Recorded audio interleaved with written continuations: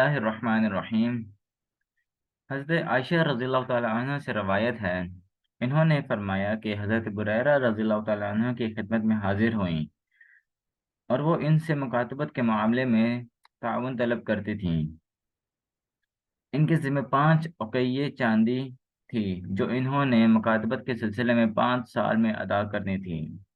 حضرت عائشہ رضی اللہ تعالیٰ عنہ کو حضرت بریرہ رضی اللہ تعالیٰ عنہ کے آزاد کرانے میں دلچسپی پیدا ہو گئی، تو انہوں نے اس سے فرمایا کہ اگر میں تمہاری ایک ساتھ یکمشت ادا کر دوں تو کیا تمہارے آقا تمہیں میرے ہاتھ بیچ دیں گے؟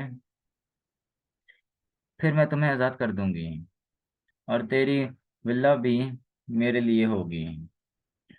حضرت بریرہ رضی اللہ تعالیٰ عنہ اپنے آقاؤں کے پاس گئیں، ان کے سامنے یہ معاملہ پیش کیا تو انہوں نے کہا نہیں، البتہ اس صورت میں قبول کر سکتے ہیں کہ ولا ہمارے پاس رہے۔ حضرت عائشہ رضی اللہ تعالیٰ عنہ نے فرمایا، میں رسول اللہ صلی اللہ علیہ وآلہ وسلم کی خدمت میں حاضر ہوئی اور آپ سے یہ واقعہ عرض کیا تو آپ نے فرمایا اسے خرید کر آزاد کر دو، ولا اسی کے لیے ہوتی ہیں جو آزاد کریں۔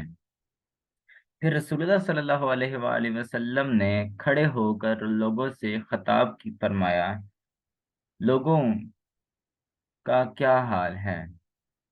وہ ایسی شرطیں لگاتے ہیں جو اللہ کی کتاب میں نہیں ہیں۔